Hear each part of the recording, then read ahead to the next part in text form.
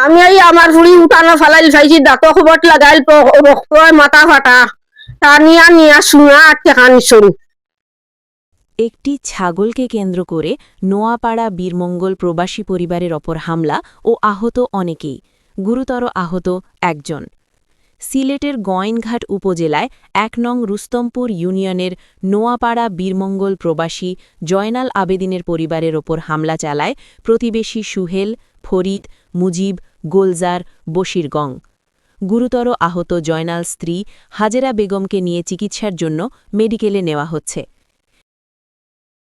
পরে আমরা সুয়েল সুয়েল আর ফরিদ, সুহেলর বউ, ফরিদর বউ, বশির আর গুলজার আহমদ ও এরা লাগাইয়া সম্পূর্ণ তারা সবে আমরা খুব অত্যাচার ভাবে খাফরা সুফরা চিরিয়া মারিয়া বীরমঙ্গল নোয়াপাড়া বীরমঙ্গল আমরা পাশের ঘর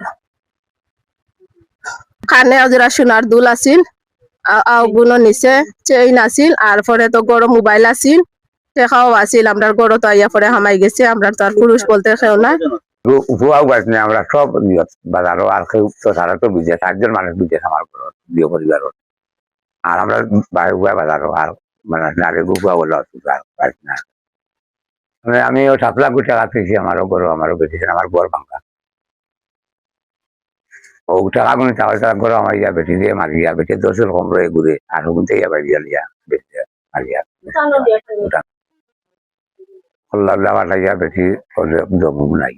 এখন রোগীর অবস্থা খারাপ, আমরা এখন মেডিকেল যাইনি, মেডিকেল গিয়া থানাত যাইনি, বুঝলেন?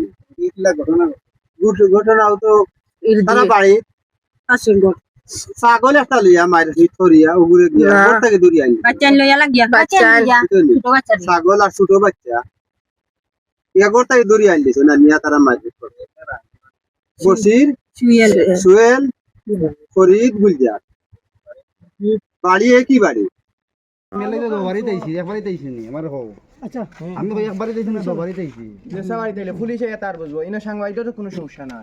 আমি আইসি মাত্র মানে 10টা মানুষ দেখলাম, 10টা ভাই আর কিছু অসুবিধা না।